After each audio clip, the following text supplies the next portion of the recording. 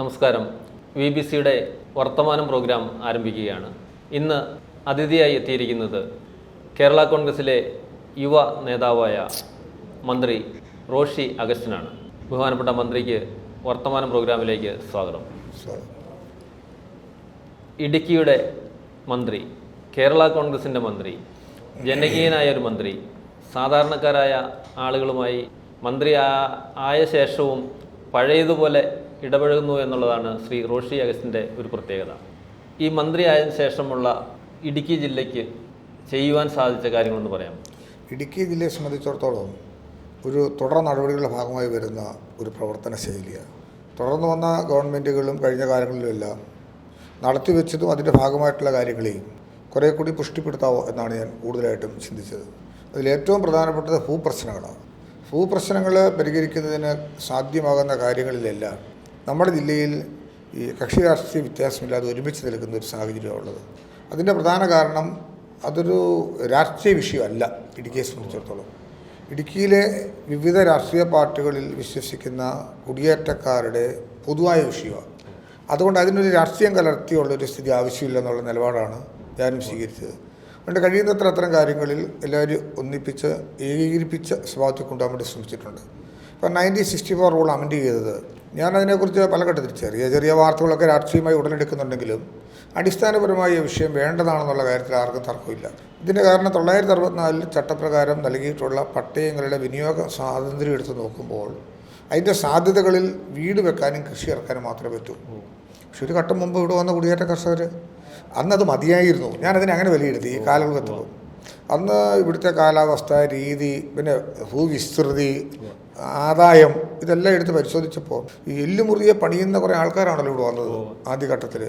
അവർ ഇങ്ങനെ നാട്ടിൽ നിന്ന് ഇവിടെ വന്നു, മക്കളുടെ മക്കളുമൊക്കെ ആയി തലമുറകൾ മാറ്റപ്പെട്ടതോടുകൂടി ചിത്രങ്ങളാകെ മാറി. അങ്ങനെ വന്നതോടുകൂടി ഈ ഭൂമിയുടെ സ്വാതന്ത്ര്യം ഇല്ലെങ്കിൽ ലോൺ പോലും കിട്ടാൻ പറ്റാത്ത സാഹചര്യം. അങ്ങനെ പട്ടയത്തെക്കുറിച്ചുള്ള ആവശ്യങ്ങളെല്ലാം കൂടുതലായിട്ട് ഉയർന്നു വന്നു. അത് ചിന്തിച്ച സമയത്താണ് ഈ പട്ടയത്തിന് കൊടുത്തിരിക്കുന്ന അസൈൻമെൻറ്റ് ഉത്തരവിലോ പട്ടയത്തിലോ ഈ പട്ടയത്തിൻ്റെ വിനിയോഗ സാധ്യതകൾ പറഞ്ഞിരിക്കുന്നത് ഇത് മാത്രമാണ്.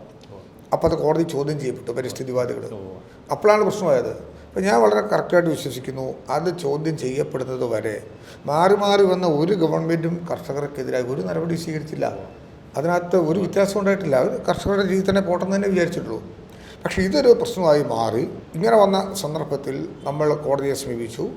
ഹൈക്കോടതിയും നമുക്കെതിരായി വിധി പറഞ്ഞു. സുപ്രീം കോടതിയിൽ പോയി. സുപ്രീം കോടതിയിലും നമുക്ക് ഈ കാര്യത്തിൽ സാധൂകരിക്കത്തക്ക നിലയിലേക്ക് വരാതെ വന്ന പശ്ചാത്തലത്തിലാണ് സുപ്രീം കോടതി പറഞ്ഞു എങ്കിൽ നിങ്ങൾ നിയമനിർമ്മാണത്തിലേക്ക് പോകുന്നതാണ് നല്ലത് എന്നുള്ള സൂചന നൽകിയതോടുകൂടി അതിലേക്കുള്ള കാര്യങ്ങളാണ് പിന്നെ നീക്കാൻ ശ്രമിച്ചത്. അത് നല്ല സ്പീഡിൽ നടത്താൻ പറ്റി. ഇത് കൊണ്ടുവരുന്നതിന് വേണ്ടി ധാരാളം ചർച്ചകളൊക്കെ നടത്തി.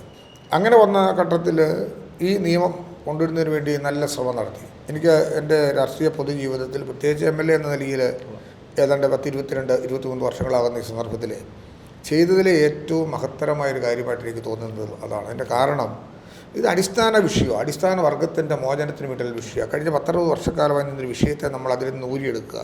അപ്പോൾ എന്താ കാലാനുസൃതമായിട്ടുണ്ടായത്? പുതിയ കെട്ടിടങ്ങൾ നിർമ്മിച്ചു, വീട് വെച്ചു, ചെറിയ കടമുറികളുണ്ടാക്കി, കൊമേഴ്ഷ്യൽ ബിൽഡിംഗ് ഉണ്ടാക്കി, പള്ളി ഉണ്ടായി, ആരാധനാലയങ്ങൾ, ഗവൺമെൻറ്, കേന്ദ്ര ഗവൺമെൻറ് സ്ഥാപനങ്ങളെല്ലാം ഉണ്ടായി. അപ്പോൾ അതെല്ലാം ഈ പറയപ്പെടുന്നതനുസരിച്ചാണ് നിയമവിരുദ്ധമാകുക. അപ്പോൾ കണ്ടുകെട്ടാനും നഷ്ടപ്പെടാനും ഒക്കെയുള്ള സാധ്യതയിലേക്ക് വന്നപ്പോൾ അത് റെഗുലറൈസ് ചെയ്ത് കൊടുക്കാൻ കഴിയുന്ന രീതിയിൽ ഒരു നിയമനിർമ്മാണം ആവശ്യമായിരുന്നു. അത് സാധ്യമായി. നിയമസഭയിലും അതിൻ്റെ അക്സെപ്റ്റൻസ്, ചെറിയ എതിർപ്പുകളൊക്കെ രൂപപ്പെട്ടു വന്നു. ഞാനത് കൈകൂപ്പി അഭ്യർത്ഥിച്ചു. ഇത് നമ്മളെ പൊതുവെ ബാധിക്കുന്ന പ്രശ്നമാണ്. എന്നാൽ അതിൻ്റെ പൊതു സ്പിരിറ്റ് നിയമസഭയിൽ ചർച്ചകൾക്ക് ശേഷം ആ ബില്ല് യുനാനിമസായി പാസ്സായി. അതിനകത്ത് ഭരണപ്രതിപക്ഷ വ്യത്യാസമില്ലാതെ ആ ബില്ലിനെ അനുകൂലിച്ച് വോട്ട് ചെയ്തു. പിന്നെ ഇത് ഗവർണർ തടസ്സപ്പെടുത്തിയൊരു സ്ഥിതിവിശേഷം ഉണ്ടായി. ഒപ്പുവെക്കാൻ താമസം വന്നു. 6-8 മാസം അങ്ങനെ പോയി. ഇപ്പം അതിൻ്റെ ചട്ടം രൂപീകരിക്കുന്ന ഘട്ടത്തിലേക്ക് വന്നിരിക്കുക. മന്ത്രി ഇടുക്കിയിൽ പട്ടയ വിതരണത്തിന് വന്ന സമയത്ത് നവംബറോട് കൂടി തന്നെ ചട്ടങ്ങൾ രൂപീകരിക്കാൻ പറ്റുമെന്ന് പറഞ്ഞത് വളരെ ആശാവകമായ കാര്യമാണ്. അത് തീർന്നതോടുകൂടി ഒരു 70-80% വരുന്ന ആൾക്കാരുടെ പൊതുവിഷയങ്ങൾ പരിഹരിക്കപ്പെടാൻ പറ്റും. പിന്നെ ഭൂപ്രശ്നമുണ്ട്. ഇവിടെ റവന്യൂ അസംബ്ലി കൂടാൻ വേണ്ടി തീരുമാനമെടുത്ത് നോക്കിയപ്പോൾ ഇടുക്കി ജില്ലയിലെ 58 കേസുകളാണ് ലാസ്റ്റ് ബോഡി വന്നത്. അതിൽ 28 കേസുകൾ ഇപ്പോൾ നമ്മൾ തീർത്തു. ഇനിയും നമുക്ക് 10-28 കേസുകളുണ്ട്. അത്തരം വിഷയങ്ങളെല്ലാം പരിഹരിക്കാനാണ് ഇനിയും നമുക്ക് കൂടുതൽ സാധ്യതയും സമയവും ആവശ്യം വേണ്ടി വരുന്നത്. അത് ഓരോ നിയമപ്രശ്നങ്ങൾ, തടസ്സങ്ങൾ അതെല്ലാം മാറ്റിയെടുക്കണം. എങ്കിലും അതിനുവേണ്ടി അക്ഷീണമായ ഒരു പരിശ്രമം ആ നിലയിൽ നടത്തുന്നു. ഈ വർഷങ്ങളായിട്ട് ഇതിങ്ങനെ ഈ പട്ടയ പ്രശ്നം അല്ലെങ്കിൽ ഭൂപ്രശ്നങ്ങൾ ഇത് അന്ന് ഓരോ കാലഘട്ടത്തിലും ഭരിക്കുന്നവർ അതിനൊരു പരിഹാരം കാണാൻ പോകുമ്പോൾ ഭരണത്തിലില്ലാത്തവർ അതിന് തടസ്സവാദങ്ങൾ ഉന്നയിച്ച് അങ്ങനെ നീണ്ടുപോയി. ഭരണത്തിൽ വന്നവർ, എൻ്റെ അഭിപ്രായം അങ്ങനെ കേട്ടോ, ഭരണത്തിൽ വന്നവരാരും ഇതിനെ ഒരു വേണ്ടാന്ന് വിചാരിച്ചിട്ടില്ല. ഭരണത്തിലുള്ളവർ ഇത് കർഷകരെ രക്ഷിക്കാൻ ശ്രമിക്കുമ്പോൾ അതിന്റെ ക്രെഡിറ്റ് അവർക്ക് പോകുന്നുള്ളതുകൊണ്ട് അതിനകത്തൊരു സംശയം ഞാൻ പറയാം. അത് സാബുവിന് എത്ര വർഷമായിട്ട് അറിയാം. ഞാൻ പറഞ്ഞൊരു കാര്യം, UDFൻ്റെ ഭാഗമായിരുന്ന സമയത്ത് എന്നെ സംബന്ധിച്ച് LDFൻ്റെ പട്ടയമേള വന്നു. അപ്പോൾ പട്ടയമേളയിൽ പൊതുവിൽ ഇങ്ങനെ പങ്കെടുക്കേണ്ടെന്നുള്ള ഒരു നിലപാടാണ് ഇതിനകത്ത് വന്നത്. പക്ഷേ ഞാൻ പറഞ്ഞു ഞാൻ പങ്കെടുക്കും. ഞാൻ ഇരട്ടിയാറി വെച്ച് നടന്ന പട്ടയമേളയിലും മറ്റു പട്ടയമേളയിലും പങ്കെടുത്തു. അതിൻ്റെ കാരണം മറ്റൊന്നുമല്ല, ഈ വിഷയത്തിൽ അങ്ങനെ പൊളിറ്റിക്സ് ആവശ്യമില്ലെന്ന് അന്നും എൻ്റെ നിലപാടതായിരുന്നു. കാര്യം കിട്ടുന്ന ഒരാൾക്ക് സ്വന്തമായി അവകാശപ്പെട്ട ഒരു തുണ്ട് ഭൂമി കിട്ടുന്ന സന്തോഷത്തിൽ പങ്കുചേരുക. കിട്ടാത്തവരുണ്ട്, അവർക്ക് നേടിയെടുക്കാൻ ശ്രമിക്കണം. പക്ഷേ ആയത് കിട്ടുമ്പോൾ നമ്മളതിന് മുഖം തിരിഞ്ഞ് നിൽക്കേണ്ട എന്നുള്ള നിലപാടാണ് അന്നും സ്വീകരിച്ചത്. അതൊരു പൊതു നയമായിരുന്നു. അത് നമുക്ക് ഇനിയും അത് ഇപ്പം ഒരു ഗവൺമെൻറ് കാലഘട്ടം കൊണ്ട് ഇടുക്കിയിലെ പട്ടയം മുഴുവൻ കൊടുത്തു തീർക്കാൻ പറ്റിയല്ലോ. എത്ര കാലമായി നമ്മൾ തുടരുക. പക്ഷേ തടസ്സങ്ങൾ നീക്കി കുറച്ചെങ്കിലും കൊടുക്കാൻ പറ്റും. ഞാൻ സൂചിപ്പിച്ചത് മാറി മാറി വന്ന ഒരു ഗവൺമെൻറ്റും അതിന് തടസ്സമായെന്ന് ഞാൻ വിചാരിക്കുന്നില്ല. അതിന് പൊളിറ്റിക്കലി ചെയ്യാൻ ആഗ്രഹിക്കുന്നില്ല. അവരവരുടെ രീതിക്ക് അനുസരിച്ച് കൊടുക്കാൻ തന്നെയാണ് ശ്രമിച്ചത്. എങ്കിലും കോടതിയും വ്യവഹാരമൊക്കെ ആയിട്ട് വരുമ്പോൾ തടസ്സങ്ങൾ വരും. ഇപ്പം തന്നെ ആളുകളാണ് ഈ വ്യവഹാരത്തിന് പിന്നിൽ എന്ന് പറഞ്ഞാൽ അത് വലിയ കഷ്ടമാണ്. അത് എന്തോരം കഷ്ടമാണെന്ന് ചോദിച്ചു കഴിഞ്ഞാൽ ഈ 1 earth 1 life എന്താണെന്ന് എനിക്കറിഞ്ഞുകൂടാ. ഇങ്ങനെ എന്തിനൊരു ദ്രോഹം ചെയ്യണം. സത്യത്തിൽ ഈ അധിവസിക്കുന്ന ജനത്തിനോടൊക്കെ ഇങ്ങനെ ഞാൻ ചിന്തിക്കും, ഒരു സംഘടനയല്ല, അതിനെ ചോദ്യം ചെയ്യാൻ ഗവൺമെൻറ്റിന് പറ്റിയല്ല. അതല്ലല്ലോ ന്യായമായ കോടതി വ്യവഹാരത്തിൽ വരുന്നത്. നമ്മളതിനെ പുറകെ പോവുക, അതിനെ പ്രതിരോധിക്കുക, അതിനുവേണ്ടിയുള്ള കാര്യങ്ങൾ ചെയ്യുക, ചെയ്തെടുക്കുക എന്ന് മാത്രമേ ഉള്ളൂ. അതിനായിട്ട് ഇന്ന് ഞാൻ പറയുന്നു, ഇടുക്കി ജില്ലയിലെ എല്ലാ കർഷക സുഹൃത്തുക്കളും സംഘടനകളും രാഷ്ട്രീയ പാർട്ടിയും നമുക്ക് ഒറ്റക്കെട്ടായിട്ട് നിൽക്കണം. ഇത് ഒരാളുടെ വീഴ്ചയാണെന്ന് പരത്താൻ ശ്രമിക്കുന്ന കാര്യത്തിന് പ്രസക്തിയില്ല. കാര്യം മാറി മാറി ഗവൺമെൻറ് വന്ന സ്ഥലമാണല്ലോ കേരളം. ഒരു ഗവൺമെൻറ്റുകളും ജനപ്രതിനിധികളും മാറി മാറി വന്നു, അതിൽ വന്ന മന്ത്രിമാർ മാറി മാറി വന്നിട്ടുണ്ട്. അപ്പോൾ അവരെല്ലാം മോശക്കാരാണെന്ന് ഞാൻ പറയേണ്ടി വരും. അല്ല, അതങ്ങനെയാണല്ലോ. അതല്ല ശരി. അവരൊക്കെ അതാത് കാലഘട്ടത്തിൽ പറ്റുന്നത് ശ്രമിച്ചിട്ടുണ്ട്. പിന്നെ അതിന് എല്ലാവരും ഒരുമിച്ച് നിന്ന് ഇപ്പോൾ ബഫർ സോൺ വിഷയം വന്നു, ഒരുമിച്ചൊരു യോഗം കൂട്ടി. ഇപ്പോൾ ഞാൻ ESA വിഷയം ഞാൻ അടുത്ത 5-ാം തീയതി ഓൾ പാർട്ടി മീറ്റിംഗ് വിളിച്ചിട്ടുണ്ട്. കാര്യം ഈ വിഷയത്തിൽ നമുക്കിവിടെ രണ്ടഭിപ്രായം ഇല്ലെന്നേ. പരമാവധി എന്നല്ല പൂർണ്ണമായിട്ട് ഓൾ പാർട്ടി മീറ്റിംഗുകൾ വിളിക്കുമ്പോൾ അതിനും വിമർശനം ഏലമലക്കാടിൻ്റെ വിഷയത്തിൽ വന്നില്ല. അല്ല ഒന്നില്ല. പക്ഷേ ഏലമലക്കാടിൻ്റെ ഒക്കെ വിഷയം തന്നെ CHRനെ സംബന്ധിച്ചിടത്തോളം അത് റവന്യൂ ഭൂമിയാണെന്ന് വളരെ കൃത്യമായി നമ്മൾ പറഞ്ഞു. സുപ്രീം കോടതി നമ്മൾ അഫിഡവിറ്റ് കൊടുത്തു, വീണ്ടും നമ്മൾ അഫിഡവിറ്റ് കൊടുത്തു. ഇപ്പോൾ ഈ പറഞ്ഞ പോലെ ഈ പാരിസ്ഥിതിക സംഘടന പോയി ഇത്തരം കാര്യങ്ങളെക്കുറിച്ച് അഫിഡവിറ്റ് കൊടുത്തതിനെക്കുറിച്ചെല്ലാം ചോദ്യം സുപ്രീം കോടതി ഫൈനലൈസ് ചെയ്യാൻ വേണ്ടി വീണ്ടും പറഞ്ഞു. അത് ഫൈനലൈസ് ചെയ്ത് കൊടുക്കുന്നതിന് വേണ്ടിയുള്ള ഏത് എക്സസൈസും നമുക്ക് ചെയ്യാം. ഇതിൽ നിന്നൊരു മാറ്റവും വരുത്താൻ ഗവൺമെൻറ് ആഗ്രഹിക്കുന്നില്ല. പിന്നെ ഇതിനാ തടസ്സമെന്ന് എനിക്കറിയത്തില്ല. അതവിടെ നമ്മുടെ ഭരണത്തിൽ തന്നെയുള്ള ഒരു വകുപ്പാണ് വനം വകുപ്പ്. ഈ വകുപ്പിലെ ഉദ്യോഗസ്ഥർ തന്നെ അല്ലെ തടസ്സവാദങ്ങളും അതിൻ്റെ ഒരു പ്രധാന വിഷയത്തിൽ ഇതെല്ലാം ഈ സെൻട്രൽ ആക്ടുമായിട്ട് ബന്ധപ്പെട്ടാണല്ലോ.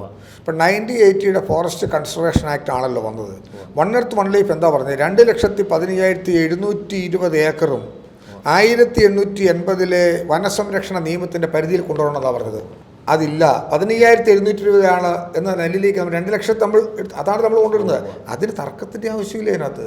ഇതിന് വീണ്ടും ഇത് തന്നെ ആവർത്തിക്കുള്ളൂ. അപ്പോൾ ഗവൺമെൻറ് ആ കാര്യത്തിൽ നിന്നും പുറകോട്ട് പോയില്ല. ഇപ്പോൾ ഈ ഗവൺമെൻറ്റില്ല ഒരു ഗവൺമെൻറ്റിന് പോകുന്ന ഞാൻ വിചാരിക്കുന്നില്ല. അതിൻ്റെ പ്രത്യേകമായ ക്രെഡിറ്റും ആവശ്യമില്ല. പക്ഷേ അതിന് എത്രമാത്രം സ്ട്രിക്റ്റായിട്ട് നിൽക്കാൻ കഴിയുമോ നിൽക്കണം തന്നെയാണ് ആഗ്രഹിക്കുന്നത്. ഇപ്പോൾ നമ്മൾ ബഫർ സോൺ ഇഷ്യൂ വന്നു.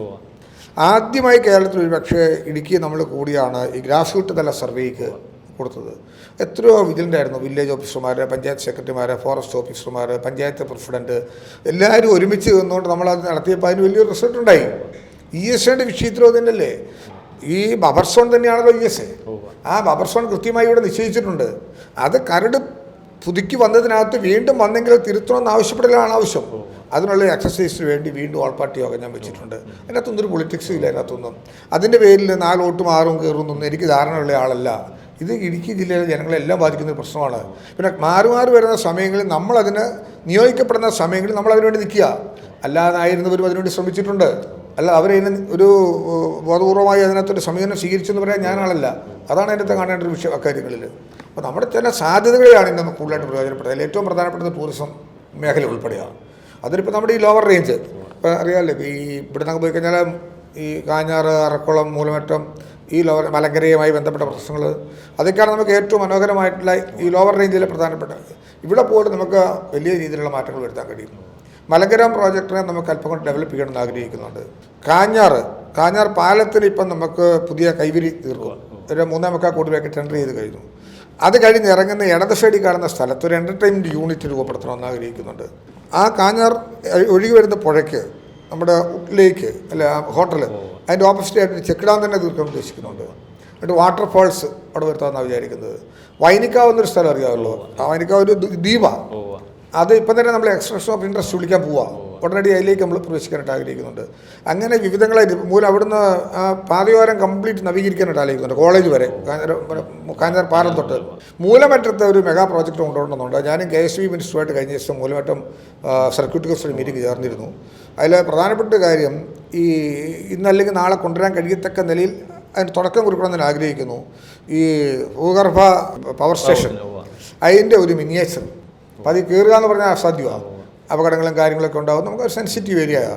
പക്ഷേ ആ ഗോയ എത്രത്തോളം ഉണ്ടോ ആ തുരങ്കം അത് 100 മീറ്റർ ഉണ്ടെങ്കിൽ 10 മീറ്റർ മതി. അതിൻ്റെ എല്ലാം ലൈറ്റ് ആൻഡ് സൗണ്ട് സിസ്റ്റത്തോടു കൂടി അതിന് കോടികൾ മുടക്ക് വരും. പക്ഷേ അതിന് റിട്ടേൺസും വരും. സ്കൂൾ കുട്ടികളൊക്കെ വരുന്നവർക്കെല്ലാം കാണാൻ പറ്റുന്ന അതിമനോഹരമായൊരു സംഭവം നമുക്ക് മുന്നിലെടുത്ത് വന്നാൽ മൂലമറ്റത്തിൻ്റെ മുഖച്ഛായ തന്നെ മാറും. വരുന്ന ആൾക്കാർക്ക് ഹൈ റേഞ്ചിലേക്ക് അല്ലെങ്കിൽ മൂന്നാറിലേക്കോ തേക്കടിയിലേക്കോ ഒക്കെ പോകുന്നുള്ള റൂട്ട് തന്നെ ഇതിലേക്ക് പോകും. ഇപ്പോൾ ഇടുക്കി തന്ന ആർച്ചിഡാമായി അടിസ്ഥാന സൗകര്യങ്ങൾ അവിടെ കാണാനായിട്ട് നമുക്ക് ഈ പദ്ധതികളെല്ലാം കൊണ്ടുവന്നാൽ അത് നടപ്പിലാക്കിയാൽ പോലും അത് പിന്നീട് വേണ്ട രീതിയിലുള്ള ഒരു പരിചരണം കിട്ടാതെ പോകുന്നു. അതാത് ഡിപ്പാർട്ട്മെൻറ്റുകളും ഞാൻ ഈ കൊണ്ടുവരുന്ന പദ്ധതികൾ ഇപ്പോൾ ആഗ്രഹിക്കുന്നത് ഗവൺമെൻറ്റിൽ ഇത് PPP മോഡലിൽ കൊണ്ടുവരാനാണ്. ഇത് ഗവൺമെൻറ് സെക്ടർ എന്നുള്ളത് മാത്രം പോരാ. ടൂറിസം ഡെവലപ്മെൻറ്റ്സിന് നമുക്ക് ജാഗ്രത പുലർത്തണമെങ്കിൽ ഉത്തരവാദിത്വപൂർവമായ സമീപനം വേണം. അപ്പോൾ അത് നമുക്ക് ഗവൺമെൻറ്റിന് നല്ല ധാരാളം പദ്ധതികൾ സമയബന്ധിതമായി കൊണ്ടുവരാനായിട്ട് നമുക്ക് സാധിക്കും. ഇപ്പോൾ ഇവിടെ നമ്മൾ ഇടുക്കിയിലേക്ക് കയറി കഴിഞ്ഞാൽ കുളമാവ് ഇവിടുന്ന് പോകുന്ന യാത്രക്കാരെ സംബന്ധിച്ച് സത്യത്തെ കുളമാവ് ഒരു ഇടത്താവളമല്ലേ, ഒരു നല്ല നിലയിൽ അല്ല അതെ അതുൾപ്പെടെ ഞാൻ പറഞ്ഞത് അതിനൊക്കെ മാറ്റങ്ങൾ വരുത്തണം. 1 2 നല്ല ലാറ്റിൻ സൗകര്യങ്ങൾ കൊടുക്കണ്ടേ. ഈ സ്ത്രീകളടക്കം യാത്ര ചെയ്യുന്നവർക്ക് ഒരു അടിസ്ഥാനം ഇത്രയും ദൂരം പിന്നെ വിട്ട ചെറുവണ്ണിലേക്ക് എത്തണ്ടേ. അപ്പോൾ അങ്ങനെയുള്ള സൗകര്യങ്ങൾ വരണം. ഇപ്പോൾ അവിടെ ആ കച്ചവട സ്ഥാപനങ്ങളെല്ലാം മാറ്റി അവിടെ നമുക്ക് ആ പോലീസ് ഗാർഡിൻ്റെ അവിടെ നിന്ന് അങ്ങോട്ട് ഉന്തി നിൽക്കുന്ന തിട്ട് അതങ്ങോട്ട് എടുത്തു മാറ്റിയാൽ അവിടെ നല്ല ബങ്കുകൾ കൊടുക്കാം മനോഹരമായിട്ട്. റോഡിൻ്റെ വീതിയൊക്കെ മാക്സിമം എടുത്തിട്ട് പുറത്തോട്ട് കൊടുക്കാം. അപ്പോൾ അവിടെ നിന്ന് ആൾക്കാർക്ക് ഇറങ്ങാൻ സൗകര്യമാകും. ടോയ്ലറ്റ് സൗകര്യങ്ങൾ വരും. ഇപ്പം പറഞ്ഞ വേലി, ആ വേലിക്കകത്ത് ആൾക്കാർ കയറിയിട്ട് അവിടെ ഗാർഡനെ വെക്കാം. അവരുടെ പരിശോധന തന്നെ നിൽക്കട്ടെ. വൈകുന്നേരം 6-6:30 ആകുമ്പോൾ അതങ്ങ് ലോക്ക് ചെയ്തേക്കണം. അതുവരെ കണ്ടാൽ മതി. രാത്രി ഞാൻ പറഞ്ഞ എന്തുകൊണ്ടെന്നാലും ഈ പറഞ്ഞ ഓരോ വകുപ്പുകൾ ഇതിപ്പോൾ നമ്മൾ അങ്ങനെ തീരുമാനത്തിലേക്ക് എടുക്കുക. പിന്നെ കുളമാവ് ഡൈവേഷൻ സ്കീം കയറി പോകുന്നിടത്ത് അവിടെ ബോട്ടിങ് കാര്യങ്ങൾ അത് കഴിയുമെങ്കിൽ November-December ആരംഭിക്കത്തക്ക നിലയിൽ നമ്മളത് ഇമ്പ്രൂവ് ചെയ്യുന്നുണ്ട്. പിന്നെ ഇടുക്കിയിലേക്ക് വന്നാൽ ഇടുക്കിയിൽ ഇറിഗേഷൻ മ്യൂസിയം ഒരു പുതിയ കൺസെപ്റ്റാണ്. നമ്മുടെ രാജ്യത്ത് തന്നെ അങ്ങനെ ഒരു മ്യൂസിയം ഇല്ല. വാട്ടറുമായി ബന്ധപ്പെട്ട എല്ലാ കാര്യങ്ങളിലും ഒരു കൺസൾട്ടേറ്റീവ് ആയിട്ടുള്ള കാര്യങ്ങൾ അറിയാൻ കഴിയത്തക്ക രീതിയിലുള്ള പഠനപരവും വിനോദപരവുമായിട്ടുള്ളൊരു സാഹചര്യങ്ങൾക്കാണ് ഇടം കൊടുക്കുന്നത്. ഇന്ന് ഞാൻ അതിന് പോയിരുന്നു. എൻ്റെ സർവേ എല്ലാം കഴിഞ്ഞു. ഇപ്പം ബൃഹത്തായ റോഡ് അങ്ങോട്ട് വെട്ടാനായിട്ട് ഇന്ന് എൻ്റെ പ്ലാൻ ചെയ്തിട്ടാണ് ഞാൻ ഇന്ന് വരുന്നത് തന്നെ. അതിനകത്ത് നമുക്ക് കാണേണ്ടതെന്ന് പറഞ്ഞാൽ നമ്മുടെ ഒരു എൻ്റർടൈൻമെൻറ്റ് യൂണിറ്റ്, പിന്നെ വിവിധ ഡാമുകളുടെ മിനിയേച്ചേഴ്സ്, പിന്നെ ഒരു ബഡ്ജറ്റ് ടൈപ്പ് ഹോട്ടലുകൾ, പിന്നെ നീന്തൽക്കുളങ്ങൾ, ഓപ്പൺ തിയേറ്റർ, ഈ കാര്യങ്ങൾ ഉൾപ്പെടുന്ന ഒട്ടേറെ കാര്യം 25 ഏക്കർ സ്ഥലത്താണ് അത് വിഭാവനം ചെയ്യുന്നത്. പിന്നെ അതിൻ്റെ ഒരു ഭാഗം റോക്കാണ്. അതിനെ റോക്ക് പാർക്കാക്കും, മനോഹരമാക്കും. ഒരു സൈഡിലേക്ക് ഫുഡ് പാർക്ക് തീർക്കും. ഫുഡ് പാർക്ക് ടെൻഡർ ചെയ്ത് കഴിഞ്ഞു. ഒന്ന് സാംസ്കാരിക മ്യൂസിയം, കൾച്ചറൽ മ്യൂസിയം, തൊട്ട് ചേർന്ന് മൾട്ടിപ്ലക്സ് തിയേറ്റർ. അപ്പോൾ ഏതാണ്ട് 48-50 ഏക്കർ സ്ഥലം നമ്മുടെ ആലിഞ്ചോട് മുതൽ ഇടുക്കി വരെ എത്തി നിൽക്കുന്ന പ്രദേശം ഇതിൻ്റെ ഭാഗമായിട്ട് അങ്ങോട്ട് മാറും. അത് ഇടുക്കി വലിയ തോതിലുള്ള മാറ്റങ്ങൾ വരുത്തും. ഇടുക്കി ഡാമിൻ്റെ പ്രദേശത്തിലാണ് ലേസർ ഷോ. അതിപ്പോൾ നമുക്ക് ബഡ്ജറ്റിൽ കൂടെ കൊണ്ടുവന്നു. അതും ഇമ്മീഡിയറ്റ് ആയിട്ട് ചെയ്യുന്നതിന് ഹൈഡേ ടൂറിസവുമായിട്ട് ആലോചിച്ച് ഇപ്പം അത് നമുക്ക് പെർമനൻ്റ് ആക്കണം. അതിലേക്ക് നമുക്ക് പോവാം. അങ്ങനെ പോകുമ്പം സെക്യൂരിറ്റി മറ്റു കാര്യങ്ങളെല്ലാം ഇതെല്ലാം കൂടെ അടുപ്പിച്ച് കൊണ്ടുവരണം. അപ്പോൾ ഡാമിലേക്ക് പോകാനുള്ള പ്രവേശനം, ഈ ലേസർ ഷോ വളരെ മനോഹരം. എത്രയും വലിയൊരു പ്രതലം നമുക്ക് വേറെ കിട്ടാനായിട്ട് പിന്നെ ഏഷ്യ തന്നെ കാണുമെന്ന് ഞാൻ വിചാരിക്കുന്നില്ല. അപ്പോൾ ലേസർ ഷോ ആനുകാലികമായി മുമ്പ് പറഞ്ഞതുപോലെ ഇവിടുന്ന് വരുന്ന ആൾക്കാർക്ക് അവിടെയെല്ലാം താമസിക്കാൻ കുറേ സൗകര്യങ്ങൾ, അങ്ങനെ ഒരു ടൂറിസത്തിൻ്റെ ഒരു ഡെവലപ്മെൻറ്റ്സ്. പിന്നെ റിമോട്ട് ടൂറിസത്തിൻ്റെ സാധ്യതകൾ വർദ്ധിപ്പിക്കണം. ടൂറിസം എന്ന് പറയുന്നത് എപ്പോഴും ഒരു പിന്നെ സെൻട്രലൈസ്ഡ് ഇഷ്യൂ അല്ല, അത് എപ്പോഴും കേന്ദ്രീകൃതമായി പോകുന്ന ഒന്നല്ല. ഗ്രാമീണ ടൂറിസത്തെയാണ് പുറത്തുനിന്ന് വരുന്ന ആൾക്കാർ അധികം താല്പര്യപ്പെടുന്നത്. ഒരു ഗ്രാമാന്തരീക്ഷം അതിനകത്ത് ആർട്ടിഫിഷ്യൽ അല്ല. ഇപ്പം നമ്മൾ വൈനിക്കാവ് പറഞ്ഞില്ലേ, അത് ആർട്ടിഫിഷ്യൽ അല്ലല്ലോ. മനോഹരമായൊരു സ്ഥലം, നല്ല വായു, നല്ല സഞ്ചാരം, പുഴ, ഇതെല്ലാം കാണാനായി ആഗ്രഹം. നമ്മളല്ലാതെ ഒരു നിർമ്മിതി പോയി കാണാൻ വേണ്ടി പോകല്ലോ. അതിന് ഏറ്റവും അനുയോജ്യമായൊരു സ്ഥലമാണ്. അങ്ങനെ ടൂറിസത്തിൻ്റെ സാധ്യതകളെ വളർത്തുന്നതിലൂടെ ഗ്രാമീണ ജനതയുടെ സാമ്പത്തിക വരുമാന സാധ്യതയെ നമുക്ക് ഉയർത്തിക്കൊണ്ടുവരാൻ പറ്റും. ഇന്നത്തെ ഇതെല്ലാം പറയുമ്പോഴും ഇപ്പം നമ്മുടെ പ്രതിപക്ഷം ഇവിടെ ഉള്ളത് പറയുന്നത് മന്ത്രി ഇങ്ങനെ പറയുന്നേ ഉള്ളൂ, നടക്കുന്നില്ല എന്നാണ്. അല്ല, അതിൻ്റെ പ്രധാന കാരണം എന്താണെന്ന് വെച്ച് കഴിഞ്ഞാൽ ഈ പറയുന്ന കാര്യങ്ങൾ ചെയ്തുകൊണ്ടിരിക്കും. ഇപ്പം എൻ്റെ ഈ 3 വർഷത്തിനിടയ്ക്ക് ഇതിനൊരു സ്ഥിതി കൊണ്ടുവരാൻ ചിലപ്പോൾ സമയമെടുക്കും. ഇപ്പം ഈ വരുന്ന ഒരു വർഷം ഇതെല്ലാം മെക്കാനിസം ചെയ്യേണ്ട സമയമാണ്. നമുക്കൊരു ഗവൺമെൻറ് ബഡ്ജറ്റ് കൊണ്ടുവരണം, സാധ്യതകൾ പരിശോധിക്കണം. ഇപ്പം മലങ്കരയിൽ നിന്ന് ഇപ്പം നമ്മൾ കൊണ്ടുപോകുന്ന വെള്ളത്തിൻ്റെ പദ്ധതി ഇപ്പം നല്ല സ്മാർട്ടായിട്ട് വീണ്ടും ഓൺ ചെയ്തു. ഇപ്പോൾ ഇവിടുന്ന് പോകുമ്പോൾ തന്നെ അറിയാം, മുട്ടം കഴിഞ്ഞാൽ പോകുമ്പോൾ ട്രീറ്റ്മെൻറ്റ് പ്ലാന്റ്, ഇത്രയും വലിയ ട്രീറ്റ്മെൻറ്റ് പ്ലാന്റ് ഒരിടത്ത് കാണാൻ കഴിയുമെന്ന് വിചാരിക്കുന്നില്ല. അത്രയും ഇപ്പം ഡാമിൽ നിന്ന് വെള്ളമെടുത്താണ് കൊടുക്കുന്നത്. ആ പദ്ധതി നമുക്ക് ഒന്ന് പുറത്തോട്ട് എക്സ്പ്രസ് ചെയ്ത് വരണമെങ്കിലത്തെ പീരീഡിൻ്റെ താമസം നമുക്കുണ്ടാകും. ഇപ്പോൾ ടൂറിസം പദ്ധതി ഞാൻ പറഞ്ഞത് എന്തുകൊണ്ട് ഒരു വർഷം മുമ്പ് ചെയ്ത് കൂടാമെന്നാണ് തീരുമാനിക്കാം. പക്ഷേ അതല്ല, ഇപ്പോൾ ഇറിഗേഷൻ ടൂറിസം പോലെ തന്നെ, അല്ല ഇറിഗേഷൻ മ്യൂസിയം പറഞ്ഞ് ഇറിഗേഷൻ ടൂറിസം എടുക്കുന്നുണ്ട്. അപ്പോൾ ഇതിന് നയപരമായ തീരുമാനങ്ങൾ വേണം. വാട്ടർ അതോറിറ്റിയും ചെയ്യുക ഇനി അതിലേക്ക്. നോൺ വാട്ടർ റവന്യൂ, വാട്ടർ അതോറിറ്റിക്കും വരുമാനം ഉണ്ടാകണം. എന്ത് ചെയ്തു? ഇപ്പം അടുത്ത് ഈ ഇവിടെ കണ്ട ട്രീറ്റ്മെൻറ്റ് പ്ലാന്റിൻ്റെ മുകളിൽ നല്ല മനോഹരമായ ഉയർച്ചയല്ല, അവിടെയൊക്കെ കഴിയുമെങ്കിൽ കോൺഫറൻസ് ഹാളുകൾ തീർക്കും. അതിനകത്ത് AC കോൺഫറൻസ് ഹാളുകൾ, ആ വരുമാനം കിട്ടും. ഇപ്പം എറണാകുളത്തെ എൻ്റെ അറിവിൽ നമ്മുടെ സെൻട്രൽ സ്റ്റേഡിയം ഇല്ലേ എറണാകുളം, ആ സ്റ്റേഡിയത്തോട് അനുബന്ധമായി 2 ഏക്കർ സ്ഥലമുണ്ട്.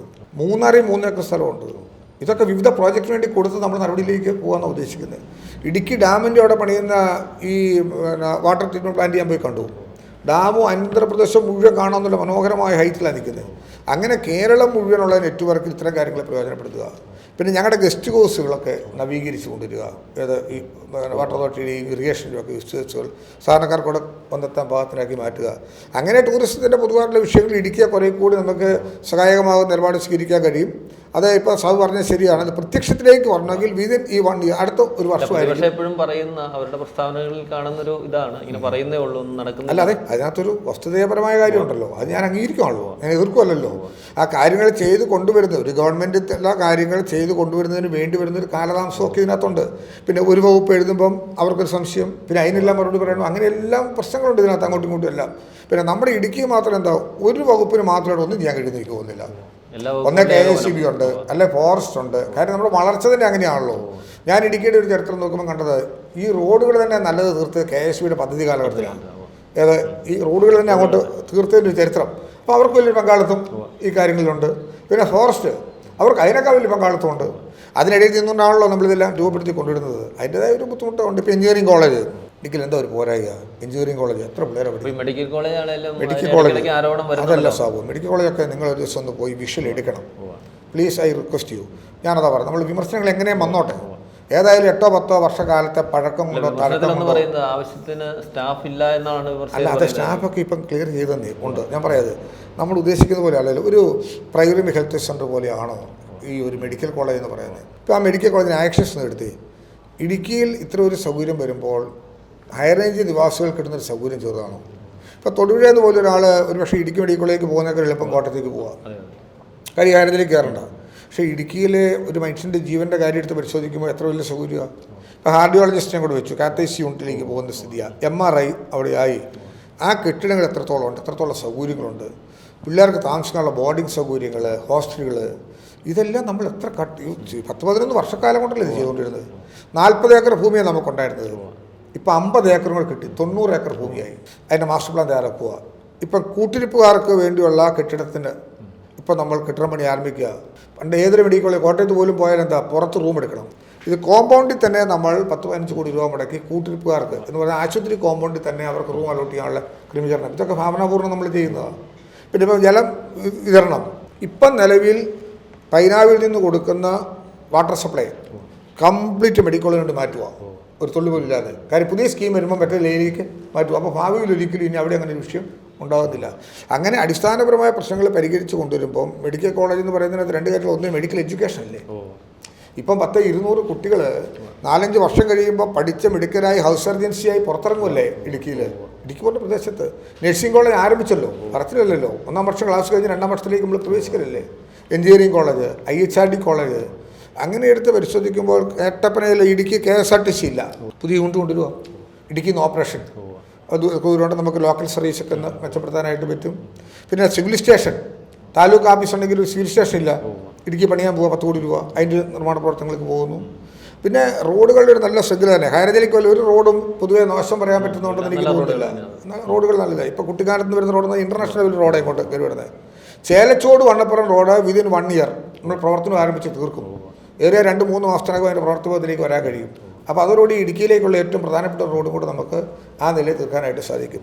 പിന്നെ ഇടുക്കിയിൽ ഒരു എയർ സ്ട്രിപ്പ് വേണം എന്നുള്ള നിലയിൽ നമ്മൾ സജീവമായി പരിഗണനയിലെടുത്ത് 2 തല പരിശോധനകൾ കഴിഞ്ഞു. അത് കളക്ട്രേറ്റിൽ നിന്നൊരു 3-4 കിലോമീറ്റർ മുകളിലായിട്ട് ആണ് പ്രദേശം ഉദ്ദേശിക്കുന്നത്. 1 കിലോമീറ്റർ റൺവേ ഉദ്ദേശിക്കുന്നതാണ്, ചെറിയ ഫ്ലൈറ്റുകൾക്ക് താഴെ. ഇത് നമ്മുടെ ഒരു ഇതിൽ നമ്മൾ നിൽക്കുകയാണ്. സാധിക്കുമെങ്കിൽ അതും ചെയ്യാൻ കഴിയുമെന്നാണ് എൻ്റെ ഒരു പ്രതീക്ഷ. അപ്പോൾ ഇതൊക്കെ ചെയ്യുമ്പോഴും ഇത് നമ്മുടെ ജനങ്ങളുടെ നിലവാരത്തെ ഉയർത്തുക. ഇപ്പോൾ നമ്മുടെ കുട്ടികളൊക്കെ ഇന്ന് പഠിക്കുന്നത് പഴയ പോലെ അല്ലല്ലോ. എവിടെ പോയി ഒരു കുട്ടി പഠിക്കണം എന്നിപ്പോൾ നമുക്കാർക്കും നിർദ്ദേശിക്കാൻ പറ്റിയല്ല. ലോകത്ത് എവിടെയും പോയി പഠിക്കാം. രക്ഷിതാക്കൾക്കുള്ള ഏക ബുദ്ധിമുട്ട് പണം ഉണ്ടാക്കി കൊടുക്കുക എന്നുള്ളത് മാത്രമേ ഉള്ളൂ. അപ്പോൾ അതൊക്കെ ആ നില വളർന്നു കഴിഞ്ഞിരിക്കുന്നു. പിന്നെ നമ്മൾ പണ്ട് കണ്ടതുപോലുള്ള സിസ്റ്റത്തിലല്ല ജീവിതം, എല്ലാം മാറി. ഇപ്പോൾ തൊടുവഴിക്ക് പോലും അധികം പേർക്ക് വരേണ്ടതില്ല. കട്ടപ്പനയിലോ ഇടുക്കിയിൽ നിന്നോ ഒക്കെ സാധന സാമഗ്രി മേടിക്കാമെന്ന് പോലുള്ള ബിസിനസ് മേഖലകളിലെല്ലാം മാറ്റങ്ങൾ വന്നു കഴിഞ്ഞിരിക്കുന്നു. പിന്നെ ആ നിലയിലൊക്കെ ഉണ്ടായ മാറ്റങ്ങൾ നമ്മുടെ സമൂഹത്തിൻ്റെ വളർച്ചയിൽ വലിയ നേട്ടങ്ങളാണ്, അത് സംശയമൊന്നുമില്ല അതിനകത്ത്. ഇപ്പം കഴിയുന്നത്ര ആരോഗ്യ രംഗത്തും വിദ്യാഭ്യാസ രംഗത്ത് കട്ടപ്പനത്തെ ഗവൺമെൻറ് കോളേജ്, ഞാൻ പറഞ്ഞത് സാബു ഒരു ദിവസം എൻ്റെ 2 റിക്വസ്റ്റ്. ഒന്ന് കട്ടപ്പന ഗവൺമെൻറ് കോളേജ്, നമ്മുടെ ജില്ലയിലെ ആദ്യത്തെ ഗവൺമെൻറ് കോളേജാണ്. ഞാനവിടെ MLA ആയി ചെല്ലുമ്പം 22 വർഷം 23, 2ാം വർഷം ഞാൻ ചെല്ലുമ്പോൾ 25 വർഷം ജൂബിലി ആഘോഷിക്കുക. ഓടിട്ട ഒരു കെട്ടിടവും ഷീറ്റിട്ട 2 കെട്ടിടവും ഉണ്ടായിരുന്നുള്ളൂ. ഇന്ന് അവൻ്റെ അവസ്ഥയൊന്ന് പോയിക്കുക. എന്തുമാത്രം ബൃഹത്തായ കെട്ടിടങ്ങൾ, എത്രമാത്രം കോഴ്സുകൾ, PG കോഴ്സുകൾ, സ്റ്റേഡിയം, അതിൻ്റെ ലൈബ്രറി എന്ന് പറഞ്ഞാൽ 4.5 കോടി രൂപയുടെ കെട്ടിടമാണ് ലൈബ്രറി എന്ന് പറയുന്നത്. ഇത്രയും ഒരു മെഗാ ലൈബ്രറി. അപ്പോൾ അതൊക്കെ ഒരു മാറ്റമാണല്ലോ നമ്മുടെ സ്കൂളുകളെ കെട്ടിടങ്ങളുടെ നവീകരണത്തിലേക്ക് വരുന്നത്. അപ്പോൾ ആ നിലയിൽ നമുക്ക് ITIകൾ, IHRDയുടെ സ്ഥാപനങ്ങൾ ഇതെല്ലാം കൊണ്ടുവരാനുള്ള ശ്രമത്തിലാണ് പലതരത്തിലും പല രീതിയിലും നമ്മൾ എടുത്ത് പരിശോധിക്കുമ്പോൾ. ഇനി അടുത്ത് നമ്മുടെ മുല്ലപ്പെരിയാർ, അതിൻ്റെ പ്രശ്നങ്ങൾ എങ്ങനെയാവും? നമ്മൾ മുല്ലപ്പെരിയാറിൻ്റെ മനസ്സിലാകുന്നില്ല. അതെ, ഞാൻ പറയാം. മുല്ലപ്പെരിയാറാണ് ഏറ്റവും പ്രധാനപ്പെട്ടത്. നമ്മൾ അതിനുവേണ്ടിയാണ് ഏറ്റവും കൂടുതൽ ശ്രദ്ധിച്ചത്. ജനങ്ങളുടെ ഒരു ആശങ്ക എന്ന വാക്കിനേക്കാൾ ഉപരി ഭീതി പരത്തുന്ന തലത്തിലുള്ള ആശങ്കകൾക്ക് ഇട നൽകരുതെന്നാണ് ഞാൻ പണ്ട് പറഞ്ഞത്. ആ മുല്ലപ്പെരിയാർ വിഷയത്തിൽ 10 ദിവസം നിരാഹാരം കിടന്ന ആളാണ് ഞാനും. അതിൻ്റെ ഒരു സ്റ്റെപ്പ് പോലും ഞാൻ പുറകോട്ട് പോയിട്ടില്ല. സമീപകാലത്ത് കണ്ടത് എന്താ? മുല്ലപ്പെരിയാറിൽ നമ്മളിപ്പം കണ്ടത് നമുക്ക് അനുകൂലമായി സുപ്രീം കോടതിയുടെ ഒരു വേർഷൻ വന്നത് ഈ കാലഘട്ടത്തിൽ ആദ്യമാണ്. അതിൻ്റെ കേസ് നടത്തുന്നതിനുള്ള കാര്യങ്ങൾ എല്ലാം കൃത്യമായി ഞാൻ തന്നെ മോണിറ്റർ ചെയ്യുന്നുണ്ട്. അത് കൃത്യമായി ഒരു നിശ്ചിത സമയം ആഴ്ച ഞാൻ തന്നെ ഇരുന്ന് അവരെ വിളിച്ചിരുത്തും. ഡൽഹിയിലെ വക്കീലന്മാരുമായിട്ടും പോയി ഡിസ്കഷൻ ചെയ്യും. കാണേണ്ട ഒരു കാര്യം അന്ന് കണ്ടത് 2014 അവിടെ നമ്മളൊരു മെഗാ കാർ പാർക്ക്, ആ മെഗാ കാർ പാർക്കിന് വേണ്ടി നമ്മളവിടെ ഇത് തുടങ്ങിയ സമയത്ത് തമിഴ്നാട് സുപ്രീം കോടതിയിൽ ഒരു ഇടക്കാല ഹർജി ഫയൽ ചെയ്തു. ഇത് അവരുടെ ലീസ് ഏരിയ ആണ്, തടസ്സപ്പെട്ടു. നമ്മളതിനെ ഒബ്ജക്റ്റ് ചെയ്തു. ഉടനെ സർവേ ഓഫ് ഇന്ത്യയോട് ഈ കാര്യം റിപ്പോർട്ട് ചെയ്യാനായിട്ട് സുപ്രീം കോടതി പറഞ്ഞു. സർവേ ഓഫ് ഇന്ത്യ ഇത് അളന്ന് തിട്ടപ്പെടുത്തി റിപ്പോർട്ട് ചെയ്തപ്പോൾ ഇത് നമ്മുടെ ലാൻഡാണ്. അപ്പോൾ നമ്മൾ കോടതി പറഞ്ഞു അങ്ങനെയെങ്കിൽ ഈ ഇത് കൊണ്ട് ഈ ലീസ് എഗ്രിമെൻ്റ് പുനഃപരിശോധിക്കേണ്ടി വരും. അപ്പോൾ കോടതി പറഞ്ഞു എങ്കിൽ പുനഃപരിശോധിക്കേണ്ടി വരുമോ എന്നൊരു സംശയം പ്രകടിപ്പിച്ചു.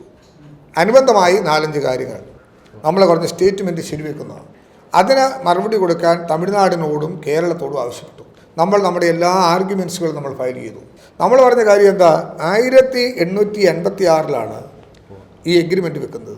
തമിഴ്നാട് സുപ്രീം കോടതിയിൽ ചോദ്യം ചെയ്തത് കോൺസ്റ്റിറ്റ്യൂഷൻ ആർട്ടിക്കിൾ 131 ആണ്.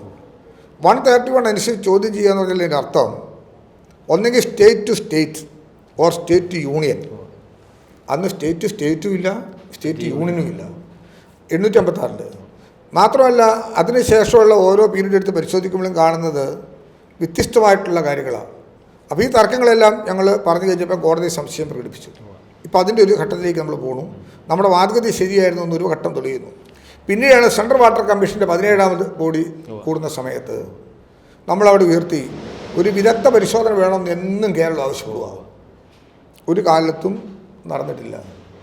ഇതാവശ്യപ്പെടുന്ന സന്ദർഭത്തിലെല്ലാം തമിഴ്നാട് പറയുന്ന വാദഗതികളാണ് ശരിയെന്നുള്ള നിലയാണ് എക്കാലത്ത് കണ്ടത്. അപ്പം അങ്ങനെ വരുന്ന ഒരു പശ്ചാത്തലത്തിൽ നമ്മൾ ഈ കേസിൻ്റെ കാര്യങ്ങളെക്കുറിച്ച് വീണ്ടും ഗൗരവപൂർവ്വം ഈ വാട്ടർ കമ്മീഷൻ മുമ്പാകെ കൊണ്ടുവന്നു. 2014 അന്തിമ വിധി സുപ്രീം കോടതി പറഞ്ഞു ഡാം സേഫ്റ്റിയാണ്, അതുകൊണ്ട് 142 വരെ അവർക്ക് വെള്ളം പിടിക്കാം, ഇനിയും വേണമെങ്കിൽ അത് സ്ട്രെങ്തൈൻ ചെയ്തിട്ട് വെള്ളം പിടിക്കാമെന്ന് പറഞ്ഞു. 2018 പ്രളയകാലത്ത് ആ സുപ്രീം കോടതി തന്നെ പറഞ്ഞു 139 അധികരിക്കേണ്ട. അപ്പോൾ നമ്മൾ പറഞ്ഞു അങ്ങനെയെങ്കിൽ അന്നങ്ങനെ അതിനകത്ത് പ്രശ്നമുണ്ടെന്നാണല്ലോ എൻ്റെ സൂചന. ഈ കേസിനൊപ്പം നമ്മൾ പറഞ്ഞു വയനാട്ടിലെ സംഭവവും ഡാമിൻ്റെ തകർച്ചയും ഈ കാലാവസ്ഥയിലുണ്ടാകുന്ന മാറ്റങ്ങളും പുതിയ സർക്കംസ്റ്റൻസിൻ്റെ അടിസ്ഥാനത്തിൽ ഇമ്മീഡിയറ്റായിട്ട് പരിശോധന നടത്തണം. ആ പരിശോധന നടത്താൻ വേണ്ടി വന്നപ്പോഴാണ് 2021 സെൻട്രൽ ആക്ട് വന്നു, ഡാം സേഫ്റ്റി ആക്ട് വന്നപ്പോൾ ആക്ടിൻ്റെ പ്രിവ്യൂവിൽ വരുന്ന കാര്യം എന്താണെന്ന് വെച്ച് കഴിഞ്ഞാൽ 5 വർഷത്തിന് ശേഷം അല്ലെ 5 വർഷത്തിന് ശേഷം പരിശോധന മതി. അപ്പോൾ തമിഴ്നാട് പറഞ്ഞു അങ്ങനെ 2026 പരിശോധന മതി. അപ്പോൾ നമ്മൾ പറഞ്ഞു അതല്ല, 2011 ഇതിനു മുമ്പ് ഒരു പരിശോധന നടത്തിയത്. ഡാം അവിടെ നിൽക്കുകയാണല്ലോ, ആക്ട് ഇപ്പോഴും ഉണ്ടായെങ്കിലും. അപ്പോൾ ഇത്രയും പഴക്കം വന്നിരിക്കുന്നത് കൊണ്ടും ഇത്തരം സർക്കംസ്റ്റൻസ് ഉള്ളത് കൊണ്ടും ഇമ്മീഡിയറ്റ് ആയിട്ടുള്ള പരിശോധനയിലേക്ക് പോകണം. അത് ഡാമിൻ്റെ പഴക്കത്തെക്കുറിച്ചുണ്ടാകണം, ഭൂകമ്പ പ്രതിരോധ കാര്യങ്ങളുണ്ടെന്നറിയണം, പ്രളയജല പ്രതിരോധത്തെ സാധിക്കുമെന്നറിയണം, ഇപ്പോഴത്തെ ഓപ്പറേഷൻ പാർട്ട് എത്രത്തോളം ഉണ്ടെന്നുള്ളതിനെക്കുറിച്ച് അറിയണം. ഇക്കാര്യങ്ങളിലും കൂടി ബന്ധപ്പെട്ടുകൊണ്ട് പരിശോധന വേണമെന്നുള്ള നമ്മുടെ വാദം സെൻട്രൽ വാട്ടർ കമ്മീഷൻ അംഗീകരിച്ചു. തമിഴ്നാടിൻ്റെ വാദം തള്ളി. 12 മാസത്തിനകം, ഒരു വർഷത്തിനകം ആ സമിതി ഇതുമായി തീരുമാനമെടുക്കാൻ സെൻട്രൽ വാട്ടർ കമ്മീഷൻ നിർദ്ദേശിച്ചു. പിന്നീട് നമുക്കുണ്ടായിരുന്ന മറ്റൊരു പ്രധാനപ്പെട്ട കാര്യം എന്താ, ഇതുമായി ബന്ധപ്പെട്ടിട്ട് നമുക്കൊരു മിഷൻ ഉണ്ടായിരുന്നു അതിനകത്ത്. അപ്പോൾ അത് നമ്മൾ പറഞ്ഞതനുസരിച്ച് ഒരു ആക്ഷൻ പ്ലാൻ, ഒരു ആക്ഷൻ പ്ലാൻ, ഈ ആക്ഷൻ പ്ലാൻ ഉണ്ടാക്കണം എന്നുള്ള കാര്യം നമ്മൾ പറഞ്ഞു. അപ്പോൾ ഈ ആക്ഷൻ പ്ലാൻ്റെ കാര്യം പറഞ്ഞപ്പോൾ അതിനകത്ത് നമ്മൾ ഉദ്ദേശിച്ചത് എന്താ, ഏത് തലത്തിലുള്ളതായിരിക്കണം.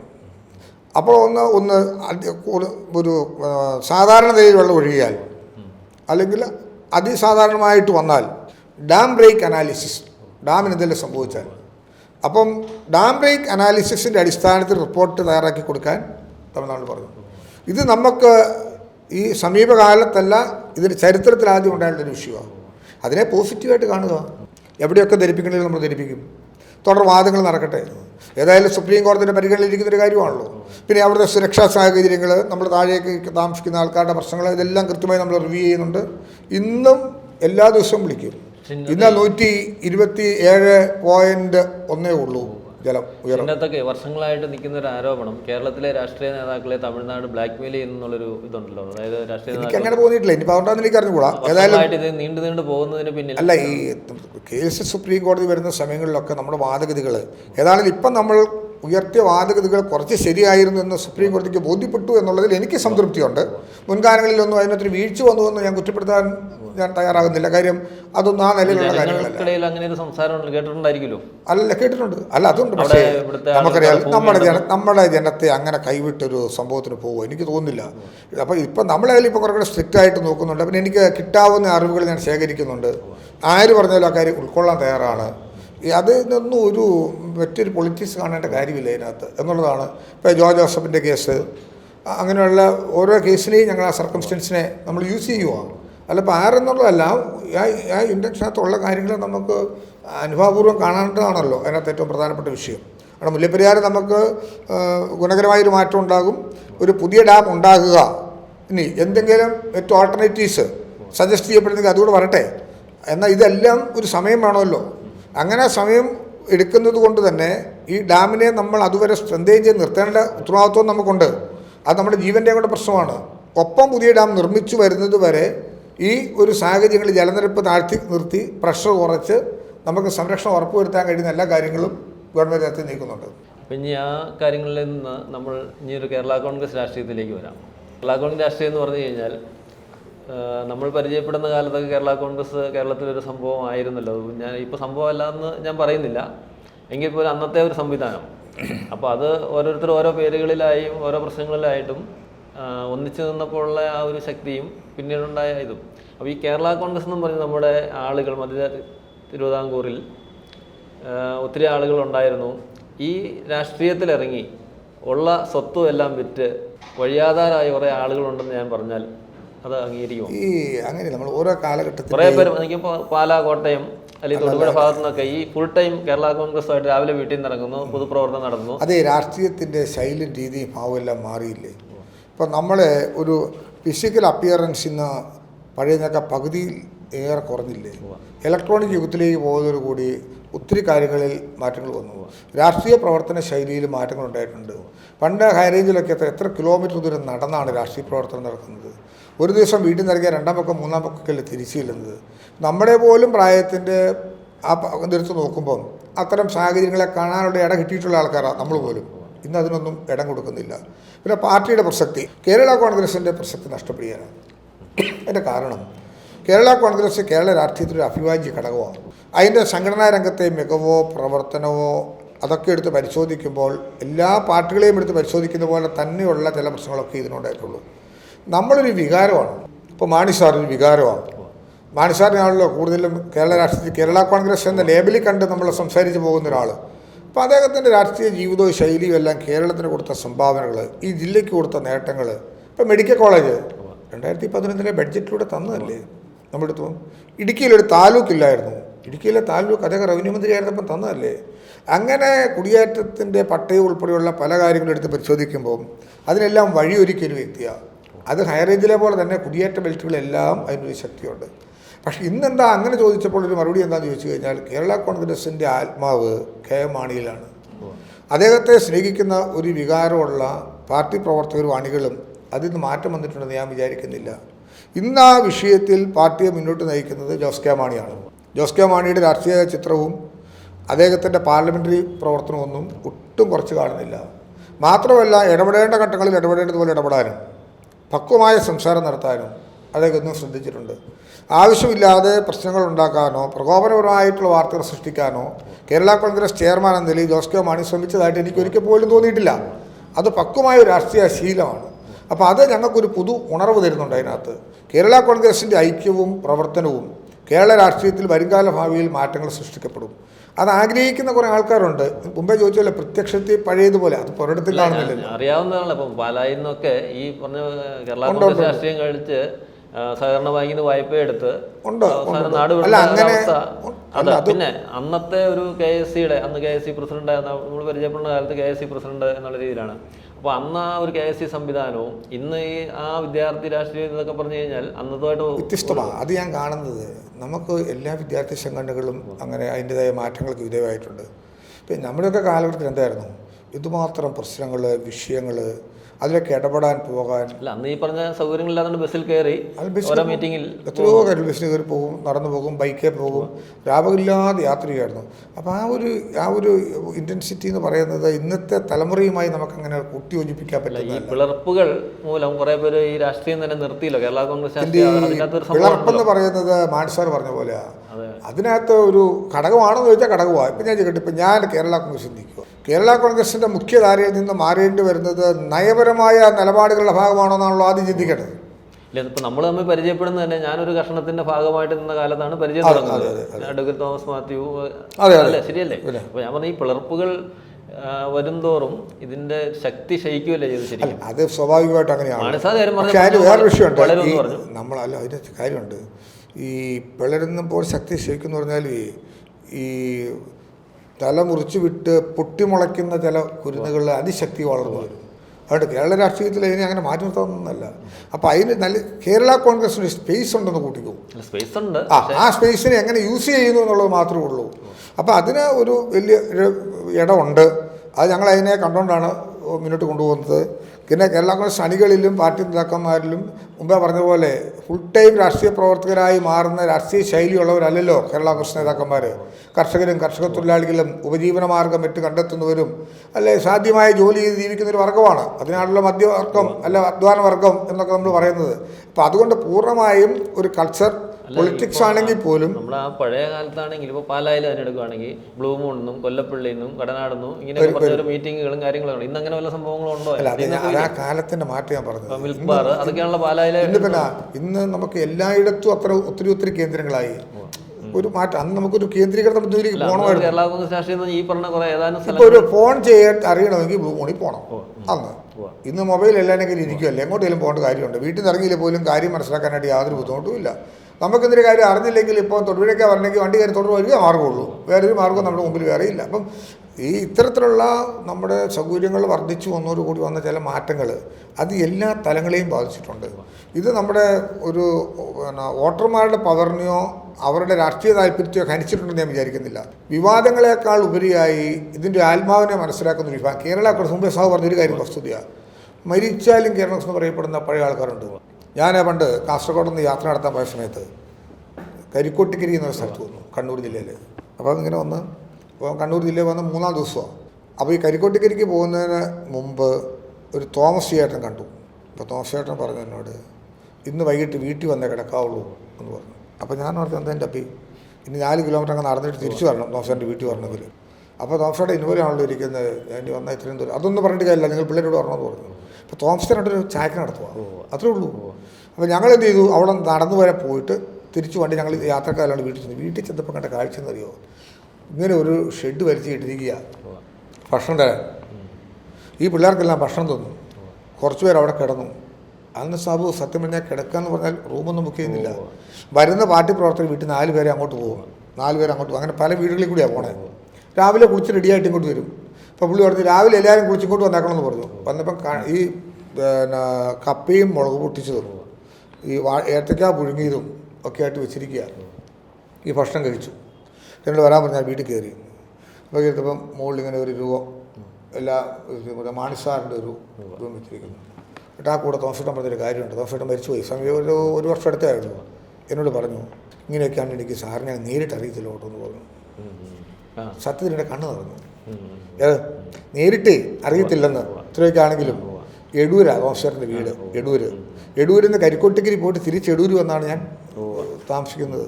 ആ തോമസേട്ടൻ മരണം നടന്നിട്ട് കാലമേ ഉള്ളൂ. അപ്പം ഞാൻ അങ്ങനെ ആ വികാരത്തെക്കുറിച്ചൊന്നും നമുക്ക് തിരിച്ചു പറയാനില്ല. അപ്പം അതിനൊന്നും ഇല്ലാത്ത ആ വസ്തുതാപരമായൊരു സ്നേഹമാണ് അത് ഉൾക്കൊള്ളുന്നത്. അപ്പം അങ്ങനെ ഒരു ചേട്ടനെ കാണാനിടയായി എന്നുള്ളത് എൻ്റെ പൊതുജീവിതത്തിൽ ഒരു പ്രധാനപ്പെട്ട രംഗമാണ്. ഇന്ന് രാവിലെ ഉച്ചയ്ക്കും വൈകിട്ടും കണ്ടാലും കൊതിയും കെറുവായിട്ട് നിൽക്കുന്നവരല്ലേ സമൂഹത്തിലുള്ളത്, കാണുന്നതിൻ്റെയല്ലോ. അപ്പം വിശ്വാസപരമായിട്ടുള്ള ചില സമീപനങ്ങൾ സ്വീകരിക്കുന്ന പഴയകാല രാഷ്ട്രീയ പ്രവർത്തനം സ്വീകരിച്ച കുറേ ആൾക്കാരുണ്ട്. ചെറിയ തോതിലൊന്നുമല്ല, വലിയ തോതിൽ. അതിൻ്റെ പുതുതലമുറകളിലേക്ക് അത് അത്രത്തോളം ആവേശത്തിൽ ഇറങ്ങി വന്നിട്ടില്ല. അത് ഞാൻ മുമ്പേ പറഞ്ഞ പോലുള്ള കാര്യങ്ങളെല്ലാം വന്നു. പിന്നെ വിദ്യാസമ്പന്നരായിപ്പോയി, ജോലി തിരക്ക് കാര്യങ്ങൾ ബിസിനസ്. ഇന്ന് തൊഴിലില്ലാത്തവരുടെ എണ്ണം നമ്മൾ പറയുമ്പോൾ എണ്ണമൊക്കെ ഉണ്ടെങ്കിലും ഏതൊരു തൊഴിലെടുത്ത മനുഷ്യൻ ജീവിക്കുക, അവൻ്റെ മാർഗ്ഗം കണ്ടെത്തിപ്പോയി. അപ്പോൾ ആർക്കും വേണ്ടി കാത്തിരിക്കുന്നില്ല.